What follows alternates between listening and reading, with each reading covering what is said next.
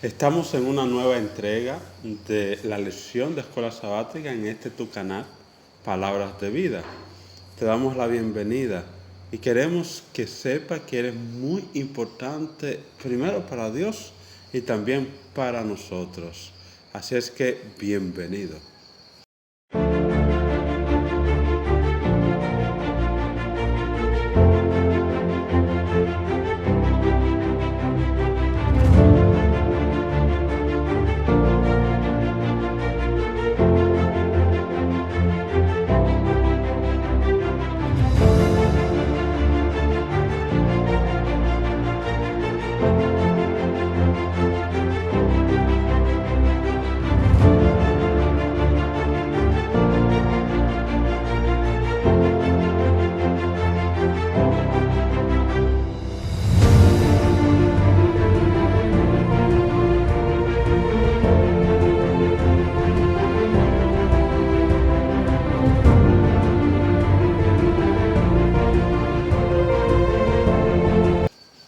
Buenas amigos, hermanos, placer para nosotros estar con ustedes en este importante estudio de la Escuela Sabática.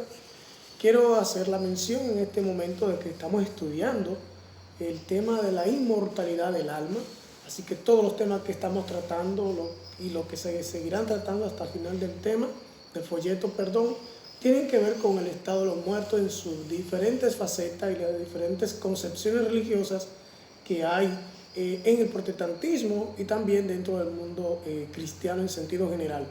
Queremos también aprovechar para que profundicen, investiguen, porque es un tema bastante importante y de suma necesidad entre nosotros como adventistas del séptimo día para dar razón, como decía la lección pasada, de nuestra fe con paciencia y reverencia a quien demande de nosotros una respuesta precisa y concreta de las Escrituras sobre estos temas tan importantes. Así que por eso te invitamos a que te quedes con nosotros, compartas el contenido, le des like y también haga tus comentarios con respecto a este trabajo que estamos desarrollando para honra y gloria de Dios y beneficio de quienes nos ven y nos escuchan. Muchachos, ¿qué tal? ¿Cómo se sienten? Bien. Gracias al Señor, con buen ánimo. Listo para que oremos. Así es, ¿Sí? vamos a orar. Padre Celestial, gracias te damos una vez más. Gracias Dios por tu palabra. Gracias por estos temas tan importantes que vamos a tratar en esta sesión de estudio, Señor. Pidiendo discernimiento, tú puedas también obrar en la vida de cada persona que nos ve, que nos escucha, oh Dios. Y que si hay alguna duda, oh Señor, usted pues a través de este estudio pueda ayudar a que pueda ser disipada. Gracias por tu palabra. En el nombre de Jesús. Amén. Amén. Y empezamos con un título caliente. Caliente por el título y caliente porque, ¿verdad?, se debate mucho en los círculos religiosos. El fuego del infierno. El fuego del infierno. Y este fuego del infierno se discute mucho porque para muchas personas esto es eterno, no tiene fin, será un fuego que será constante y que la gente sentirá un dolor permanente por la eternidad. Ese es el cuadro que se presenta. Ese es el cuadro que se presenta. De hecho, el llamado de muchos grupos religiosos para que las personas se conviertan es salir corriendo a este fuego. Evitar ese castigo eterno. Y entonces le ponen una tilde tónica a esto para que la gente diga, oh, el fuego del infierno, no necesito correr de eso. Y de hecho, fue lo que durante la Edad Media también predominó en la exposición del catolicismo para que las personas accedieran a ofrendar más, a dar más dinero, para poder salir de lugares donde el catolicismo se había inventado. Porque todos estos lugares, purgatorio, infierno, es una invención del catolicismo para obligar a las personas a comprar su salvación. Texel, que era el sacerdote católico más prominente en la predicación de este tipo de mensajes, yo he leído un poquito acerca de eso, Y tú decías con certeza, porque la Iglesia Católica a partir del año 340, 50 y pico, de ahí en adelante, que ya comenzó a ser ya hegemónica en materia de religión en todo el imperio romano y zonas aledañas, comenzó a ganar, vamos a decir así, consideración y respeto, porque quien tenía potestad espiritual para poder sacar a alguien de allí o para evitar que alguien fuera, era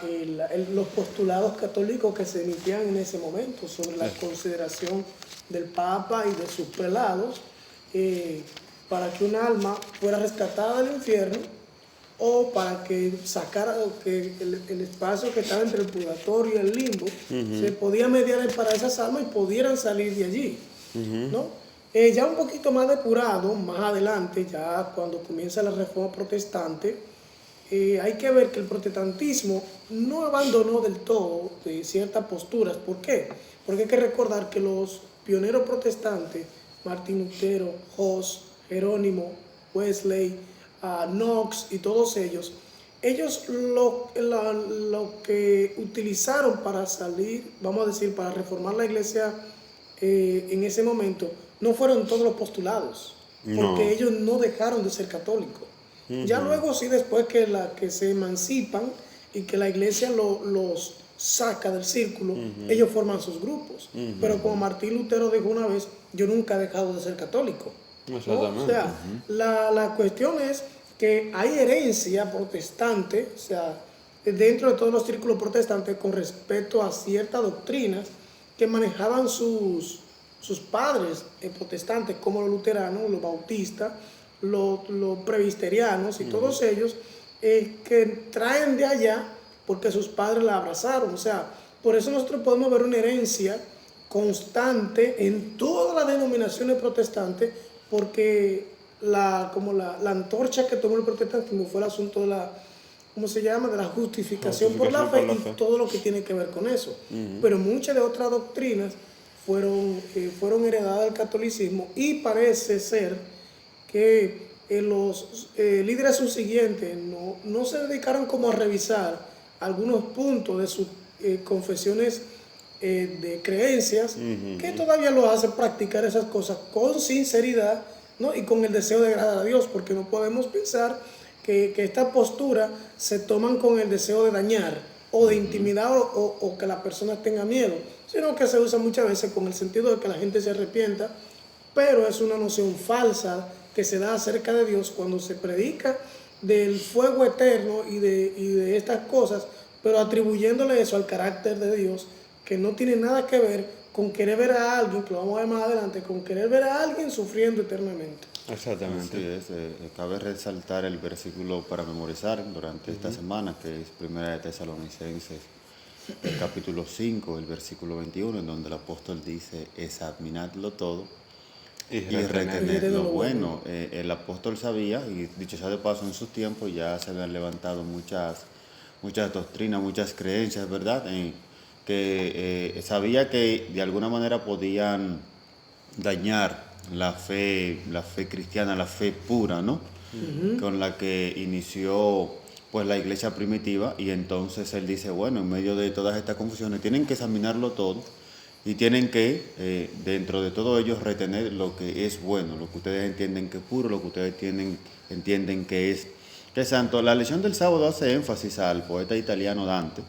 Dice que él escribe una famosa obra, la famosa novela, llamada La Divina Comedia, sí.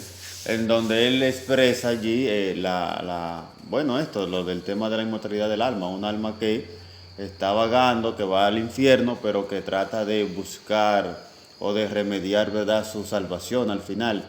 Entonces vemos que simplemente hay muchas contradicciones que igual seguimos mirando en la palabra de Dios, porque alguien que va al infierno ya, o sea, según lo que la gente dice, no, si ya tú mueres, si vas al infierno, ya porque tú no tienes salvación. Entonces no puedes, después de que estás en el infierno, irte al cielo, ¿no? Que ya lo vimos en la lección de la semana pasada.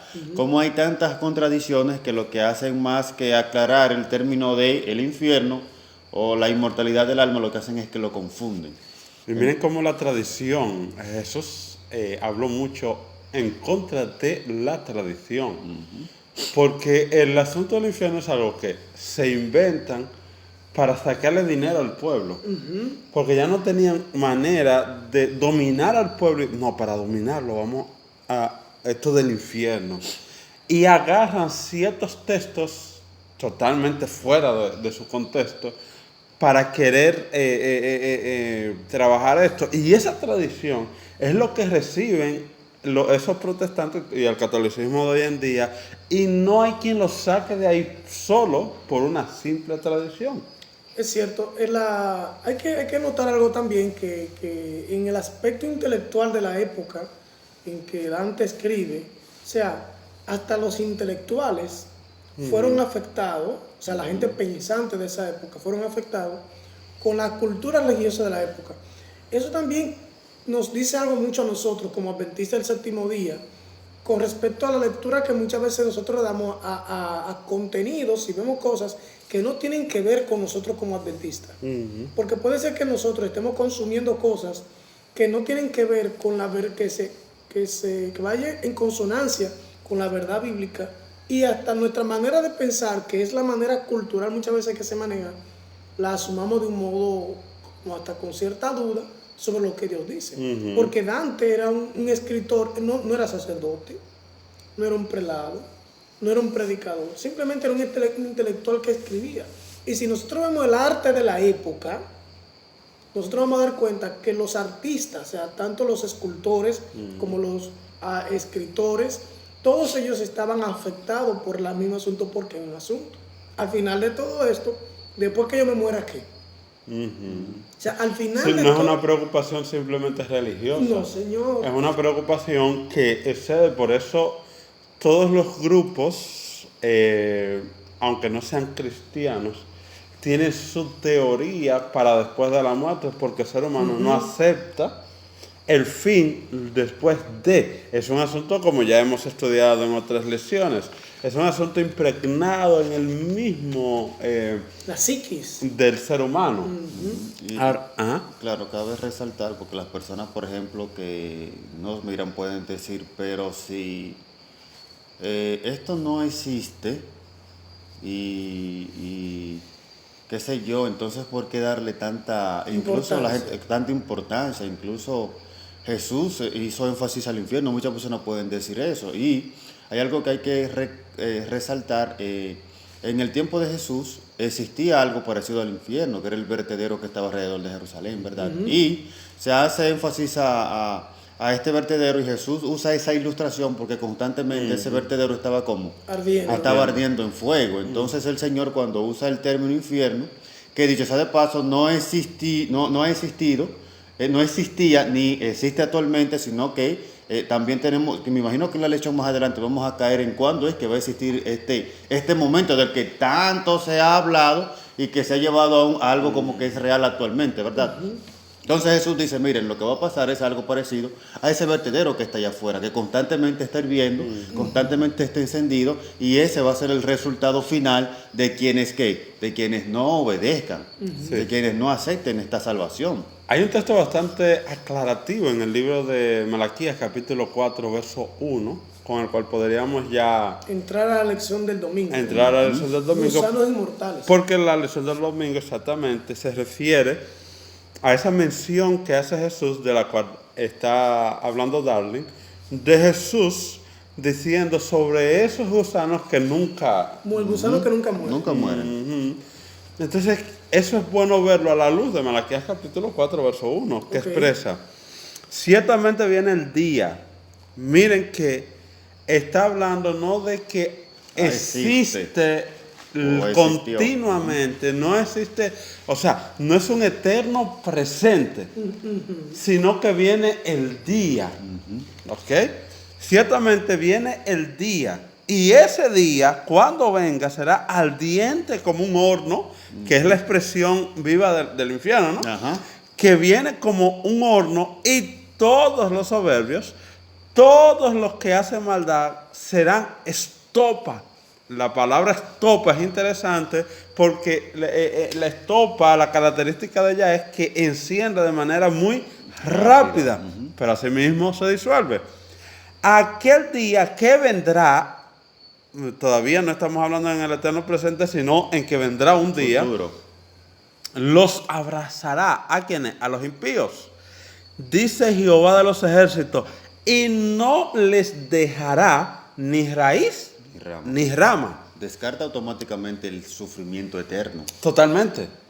Totalmente. Y aquí lo vemos claro. Y descarta automáticamente, si descarta la existencia como tal, también descarta el tema de los gusanos inmortales. Exactamente.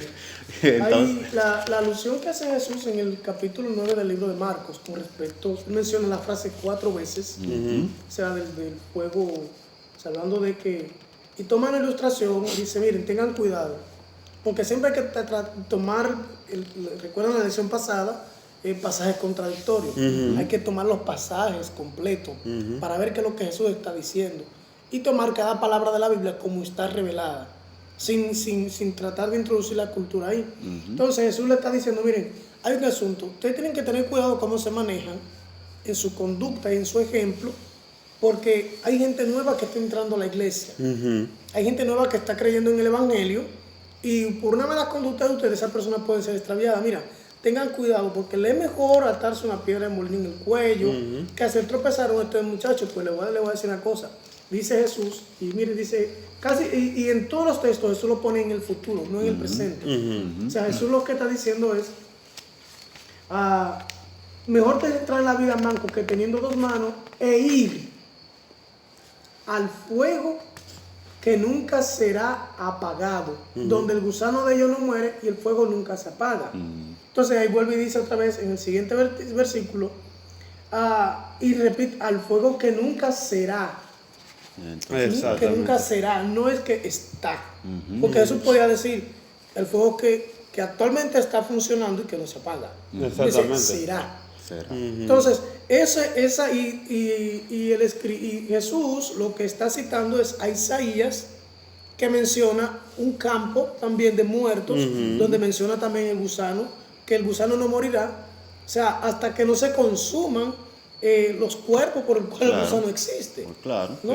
Pues ayer hacíamos, en la lección anterior, nosotros hacíamos la mención de que nosotros tenemos que ver cuándo se está hablando de algo simbólico y cuándo se está hablando de algo general. Piensen ustedes, fuego, gusano, junto. ¿Puede un gusano, si el cuerpo del ser humano se consume por el fuego, el gusano no se consumirá también con el mismo fuego? Por supuesto que sí. Sí, lo que sucede es que ahí entra el ejemplo que Darling ponía sobre el infierno o el vertedero que existía. Que daba Gehenna. La Gehenna, exactamente. Pero ¿qué sucede? Si vamos a los vertederos, especialmente a los vertederos de acá, de la República Dominicana, porque ya quizá hay otros países que tienen vertederos más ecológicos. Exacto. Pero los vertederos de aquí, cuando tú vas, realmente hay muchos gusanos. Sí. No en la parte en que el fuego está ardiendo. No. Siempre hay fuego debajo y está ardiendo debajo, pero por arriba hay cierta calma que solo es humo y cosas. Pero hay animales en descomposición. Y esos animales en descomposición los descomponen los gusanos que están por la idea. Casi siempre cuando hay un vertedero, de estos que hay ya en este tipo de países tercermundistas, pues hay un vertedero que hay una mezcla de fuego por un lado y de gusano por otro. Jesús usa esa ilustración para darnos a conocer que esta piel, lo que tenemos, al final va a ser consumido. Va a ser destruido por los... O por el fuego o por el fuego, por los gusanos. Sí, y un texto que me llama mucho la atención está en Judas, verso 7. Judas, verso 7. Que da un ejemplo de este fuego eterno. Judas, verso 7 dice, también Sodoma y Gomorra y las ciudades vecinas, las cuales de las mismas maneras que aquellos, o sea, está poniendo el ejemplo de Sodoma y Gomorra, que vendrá a ser de la misma manera, habiendo fornicado e ido en pos de vicios contra la naturaleza, fueron puestas por ejemplo, sufriendo el castigo del fuego eterno. Ahí hay que mirar entonces algunas cosas interesantes. Sodoma y Gomorra todavía están ardiendo. Ahí está el asunto. Que la parte del fuego eterno se refiere a la consumación. Y claro, a la consumación mientras queda algo de lo que se está consumiendo. Mientras queda algo. O sea, yo puedo ser consumido por un fuego, pero para mí ese fuego va a ser eterno, porque mientras está mi existencia y mi conciencia, mi manera de morir va a ser viendo, ¿sí? Y experimentando que ese fuego, para mí es un fuego como eterno. Pero ya cuando dejo de existir, ya para mí ese fuego no es eterno, porque ya no existo. ¿Podemos entender eso? Y el fuego desde que deje de encontrar qué consumir, se apagará. Totalmente, ¿no? Entonces tenemos que entender ese término, fuego eterno claro, el fuego es eterno porque va a terminar de consumirlo, ¿sí? Pero cuando termina de consumir, ya. Muy bien, para entrar a la lección del lunes. Que ya habíamos entrado. Que ya nos habíamos metido ahí. El fuego del infierno, que ya hemos hablado bastante sobre él. Hay que ver que para uno poder sostener ciertas posturas bíblicas, tiene que haber una armonía en todo el sentido bíblico de la palabra. Ok, si yo digo que realmente el fuego del infierno es actual, yo digo que hay vida después de la muerte. Entonces, entraremos en contradicción con los textos de las promesas de Jesús de su segunda venida. Porque si los impíos se mueren y van al infierno, entonces el santo, ¿para dónde va? Para el cielo, es lógico. Entonces, ¿a qué viene Jesús? Si los que se salvan ya van a estar con él allí. Él viene a pagarle a cada quien según sus obras, pero entonces ¿a quién le va a pagar? ¿A quién le va a pagar? Si sería ya la pregunta. Morimos, ya pagamos. Pues eso es lo bueno de ver las escrituras de manera amplia, completa. El mismo libro de Hechos, capítulo 2, verso 40 y algo. No recuerdo el verso específicamente, pero Pedro dice: y nuestro padre David, cuyo sepulcro está con nosotros hasta el día de hoy. Queriendo decir que David no está en ningún otro lugar. Que en la tumba. Entonces, si David no está en otro lugar que en la tumba, y es un hombre conforme al corazón de Dios, o sea, no subió al cielo, ¿por qué? Los impíos siempre van al infierno y los santos no van a ningún lado. Es que la Biblia ha dado detalles y pautas claras. Por ejemplo, las personas que sabemos por la palabra de Dios que literalmente están en el cielo, son Enoc, Moisés, que la Biblia habla claro, y Elías. Sí, no tenemos registro de nadie más que, por lo menos de manera clara, o con nombre, ya, que se haya ido al cielo. Entonces la Biblia es clara en eso, porque la Biblia ha dicho, y hay muchos hombres más de los que han muerto que están en el cielo, porque ya están cumpliendo con su recompensa. Pero la Biblia no nos da detalle de eso. Y eso por circunstancias especiales y para dar un tipo de enseñanza, un testimonio específico. Así es. Pero fuera de ahí no existe. No hay. O sea, la cuestión es que la parte del fuego del infierno. Que haga una pequeña reseña. Y lo otro que miramos es que siempre que Jesús, por ejemplo, en el caso de su resurrección, ¿no? A los que se llevó, lo que vemos aquí es que a todos los que el Señor pretende llevarse, primero tiene que resucitarlo para llevarlo, pues no puede llevarlo muerto. Esa era la mención que va a hacer con respecto a las primicias que Jesús se llevó cuando resucitó. Venga acá, entonces, ¿dónde estaba esa gente? Él lo bajó, lo resucitó y después lo llevó. Y no solo eso, sino que el libro de Apocalipsis, capítulo 1, verso 7, hace una mención especial sobre aquellos que no serán salvos, pero que van a resucitar solo para ver al que traspasaron. Muy importante. ¿Cómo explicamos entonces ese texto a la luz de la existencia de un infierno? A la luz de la existencia. O sea, lo sacamos del infierno para que vean que Jesús viene. Entonces ahí se cae de la mata, perdónenme la expresión tan popular, se cae de la mata el asunto de que hay gente en el infierno. Porque si el que está en el infierno puede mirar al cielo, entonces ellos lo pueden ver cuando Jesús venga sin que tengan que salir del infierno. Exactamente. Lo pueden ver desde allí sin tener necesidad de sacarlo. Pero el Apocalipsis dice, van a resucitar, van a ver al que crucificado y otra vez van a volver a morir. Exactamente. O sea, un solo texto puede de algún modo crearnos muchas complicaciones cuando nosotros no estamos claros de lo que estamos hablando bíblicamente. Cuando queremos tergiversar, cuando queremos doblar, porque todo eso tiene un solo propósito: ayudar a mi creencia personal.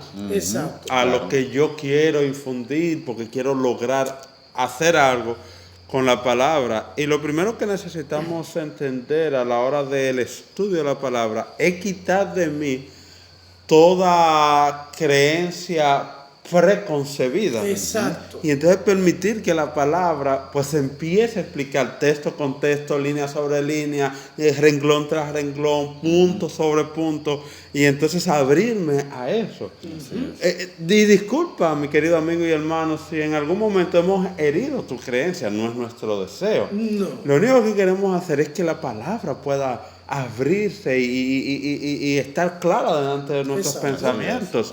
Es el mismo motivo para nosotros. Si en algún momento, estudiando la palabra, vemos un punto que conforme a la creencia que hemos tenido hasta ahora es contraria, lo que necesitamos hacer es romper con esto y entonces decirle: Señor, abre el nuevo conocimiento a nuestro entendimiento, ¿no? Así es. Los santos en el purgatorio, martes. Los santos en el purgatorio. Casi ya, o sea, esta postura ya casi no es tan, ¿cómo se llama? Sí, no es tan popular como en tiempo atrás. Porque, bueno, ¿tú sabes por qué no es tan popular? Porque Francisco dijo que no existía. Y aún así, hay una facción muy poderosa dentro del catolicismo que está en contra de esa expresión de Francisco. Pero Francisco aún dice: porque todo es que me conviene. Francisco dice: no, eso no existe, pero es porque sus amigos los protestantes no creen en esa parte. El protestantismo cree en el infierno, pero omite esa parte. Pero omite esa parte. Entonces dice Francisco: no, porque eso sí, ellos lo creen de nosotros. Pero me conviene más en este momento añadirme o acercarme al protestantismo, porque yo necesito hacer un tipo de ecumenismo con el protestantismo. Entonces déjame yo bajarle a esto. Pero no es que lo más íntimo es... Entonces, ¿qué es el purgatorio? El purgatorio es un espacio intermedio entre el cielo y el infierno. Donde, por ejemplo, la persona que era medio buena, vamos a decirlo de este modo, o sea, era una persona respetable, honorable, pero cometió un error muy notable ante la comunidad. La persona murió. Entonces los familiares preocupados para que en el tiempo no pase al infierno, ¿no? Entonces hay que hacer una penitencia. Era una persona media buena, no totalmente buena. Exacto. Entonces, ¿para qué medio bueno se...? La penitencia es un pago que hace el familiar, propiamente dicho, para sacar al difunto del purgatorio donde está purgando. O sea, bueno, por ejemplo, las encíclicas de la Edad Media, donde se le daba al familiar del difunto, por ejemplo, decían 10 años en el purgatorio. O sea, la iglesia tenía la autoridad espiritual, se decía tener, para poder darle el tiempo determinado a esa persona en el purgatorio, que entendía que era necesario que pasara allí. Como una sentencia, por así decir, de cárcel.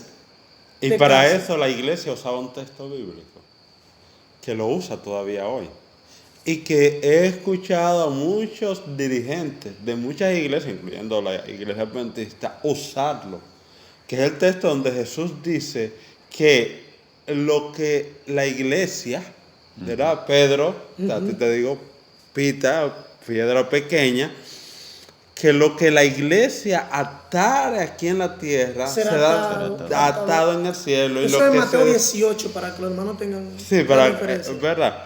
Entonces ellos usaban ese texto para decir que lo que la iglesia ordenaba aquí, si lo ordenaba, de hecho, si el pago era muy sustancial y el individuo estaba en el infierno, iba derechito, ni siquiera pasaba por el purgatorio, pasaba derechito del infierno para el cielo. Cabe resaltar que, escúchame que te interrumpa, que esta doctrina de parte de la Iglesia Católica en la Edad Media nace con un solo fin: lucrar. Con lucrar. Exactamente. Y de hecho, la misma cita la he escuchado en círculos protestantes para el mismo fin: lucrarse. Pero hay Hebreos, capítulo 9, verso 27. Hebreos, capítulo 9, verso 27, es el texto que le pone la tónica a esto del purgatorio, porque lo saca de circulación. Hebreos 9:27 dice: y de la manera que está establecido para los hombres que mueran una sola vez, Y después de esto, el juicio. Establecido, dice el apóstol Pablo. Establecido. O sea, no hay otra cosa. Muere una sola vez. Y después de eso. ¿Y qué es la muerte? Ya, la inexistencia. ¿Ok? Pues el juicio y su paga. Ya, pagó. Mire, o sea, realmente, y la próxima lección va a tratar mucho sobre los engaños satánicos de los últimos días. Pero cómo esta creencia, y nosotros que vivimos en un país eminentemente católico, ¿no? Y que valga la redundancia, a pesar de que el protestantismo está creciendo mucho en nuestro país, pero con raíces católicas. Así es. O sea, que no le veo la diferencia. Hasta un punto no le veo la diferencia. ¿Por qué? Porque el protestantismo lo ha crecido vamos a decirlo de este modo, por errores del catolicismo en el manejo doctrinal. Pero que muchos protestantes tienen una empatía y cultura, manejo de cultos, manejo de estructura, manejo de muchísimas cosas, es muy similar.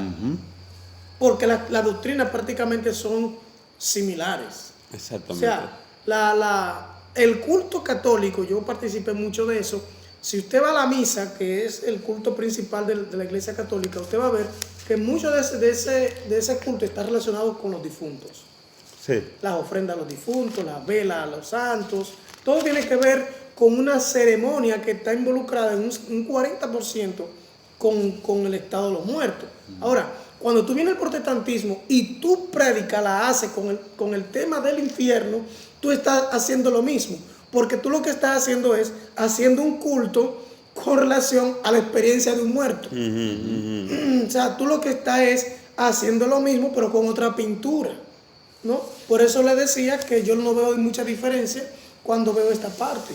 O sea, allá hay un culto a los muertos en las ofrendas un poquito más, vamos a decirlo de este modo, más reverente.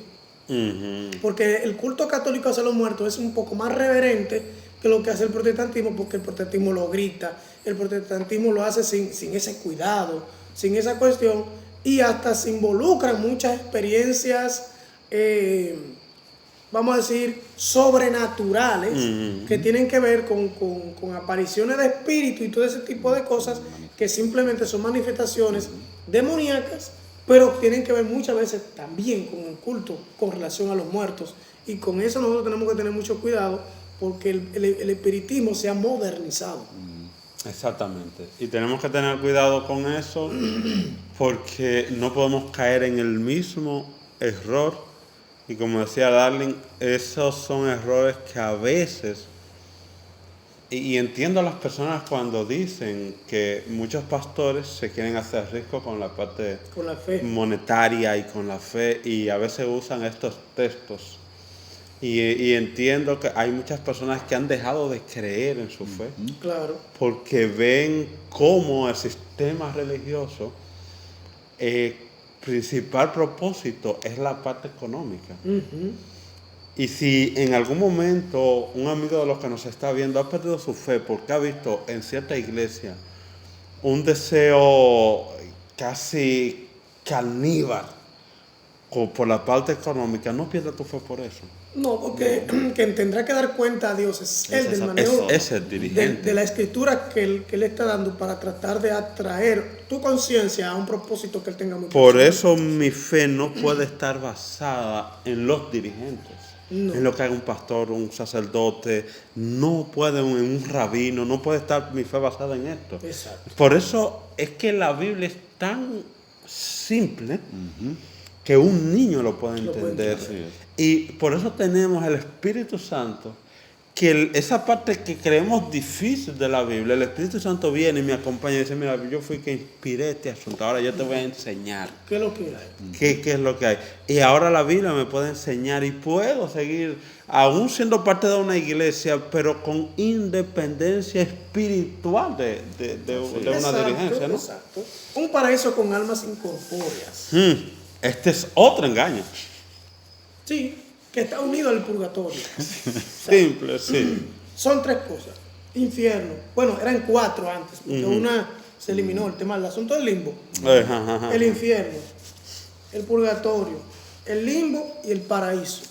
Mira que la gente ni siquiera se ha dado cuenta que se ha eliminado parte de hay gente que cree en lo que creía, ejemplo, el catolicismo antes. Exacto. Que está en el catolicismo y ni siquiera se ha dado cuenta de que hay cosas que se han eliminado. Que ellos mismos ya, porque no hay evidencia. Que ni siquiera los dirigentes lo creen. ¿Por qué? Porque, voy a decir esto, o sea, para beneficio de todos, hay un despertar, y eso es por la gracia de Dios, y una oportunidad que el Señor nos está dando, de que la gente ahora está diciendo, espérate, déjame pensar un poquito a ver lo que tú me estás diciendo, si tiene coherencia. O sea, lo que han hecho las redes sociales, hasta cierto punto, que es una de las pocas cosas buenas que se puede decir, es que ha logrado que la gente como que diga, espérate, porque a mí me estaban diciendo algo como que no tiene coherencia, y ahora me lo están enseñando, y déjame preguntarle al sacerdote, a ver qué él me dice. Entonces, esa frecuencia de feligreses hacia los sacerdotes y hacia algunos pastores ha hecho que ciertos grupos cristianos retrocedan ante cierta postura porque no tienen un fundamento bíblico sólido con el cual argumentar cierta postura. Lo que han dicho mejor, vamos a sacar esto de aquí porque para perder la gente mejor quitamos esto. Y ese es el negocio que ha hecho la Iglesia Católica hasta este punto. Han sacado al limbo y al purgatorio porque han visto que dentro de los grupos carismáticos que hay dentro de la Iglesia Católica, algunos no son tan ortodoxos con las posturas sacerdotales, sino que ellos dicen, déjame leer un poco a ver la Biblia, no mucho, déjame leer un poco a ver si es verdad que esto tiene coherencia, y como ya los roces sociales son más frecuentes que antes, entonces de pronto él se encuentra con un protestante o con cualquier otro religioso y dice, pero lo que tú crees no tiene asidero bíblico, ¿de dónde tú lo sacas en la Biblia? Y la persona se queda aturdida y va donde el sacerdote y dice, ministro, ¿cómo es esto? Explíqueme. Sí. Entonces él se ve en la encrucijada y la cosa no está poniendo complicada. Claro, es que hay que hacer dos cosas. Son dos resultados lo que hay. El problema de un engaño o una mentira es que para poder sostenerlo hay que valerse de otro engaño o otra mentira.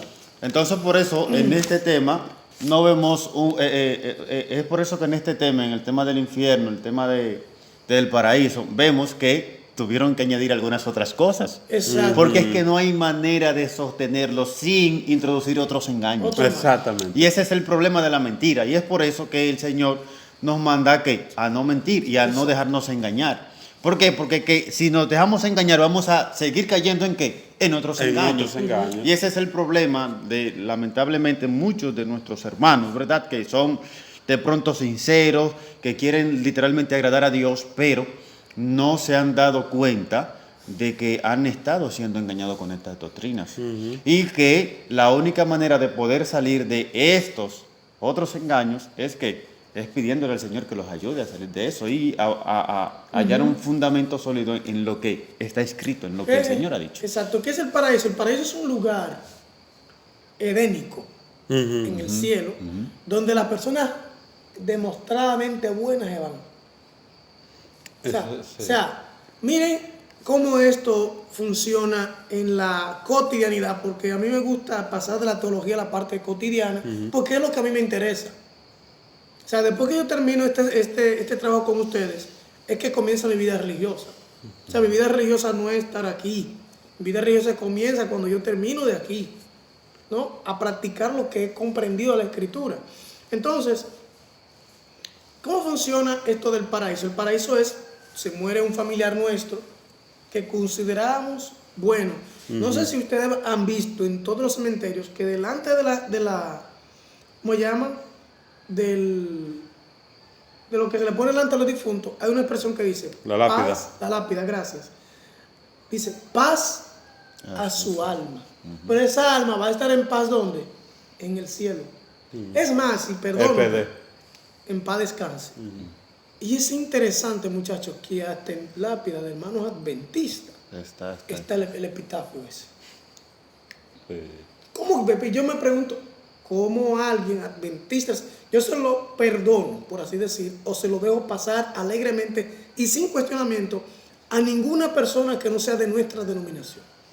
Pero en nuestra denominación, delante de mi tumba, si me muero antes de mis hijos, ahí no me escriban nada, porque yo no soy consciente de lo que pasa ahí. Sí, porque ya eso está prefabricado. Eso está en la cultura. Mira cómo la cultura afecta a mis creencias. Entonces, esa alma va al paraíso y de allá él me ve, está disfrutando, estoy contento. Y decimos la segunda expresión, está en un lugar mejor, haciendo alusión al paraíso. O sea, recuerda que todo esto lo estamos estudiando bajo el contexto del estado de los muertos, ¿no?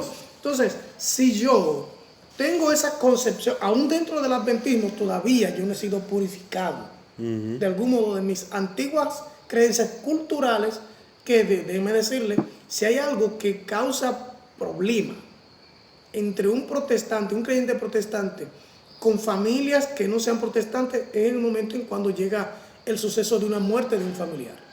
Así es. Entonces tendríamos que hacer algunas pequeñas divisiones dentro de todo lo que hemos hablado para que nuestros amigos nos entiendan. Y a ver, Alfonso, que ya ha estado en la Iglesia Católica, que estuvo, más bien, ¿verdad? Y conoce algunas de sus enseñanzas. Entonces decimos que si la persona era mala, va al infierno. Derecho. Totalmente. Si era medio, o sea, si era bueno, pero que tenía por ahí alguna caída, ¿verdad? Entonces esa persona cuando moría no iba de frente al infierno, sino que se quedaba en el purgatorio. Ni para el paraíso, porque no merece a ninguno de los dos. Ok.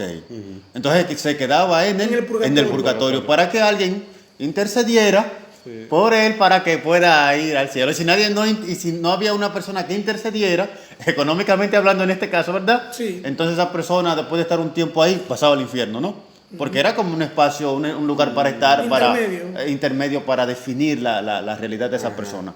Entonces, si la persona era buena, más no cristiano, iba al paraíso, ¿no? Exacto. Pero si era cristiano, entonces ya iba a estar al cielo, estar con Dios. Derechito. Y es interesante que nuestros amigos comprendan esta... Sí, nada más que me dejaste el paso límbico. No, el límbico eran esas almas que no eran reclamadas. Que no eran reclamadas, exactamente. Ni por uno ni por el otro, pero no eran tan buenas ni tan malas, el limbo. El limbo, en el limbo.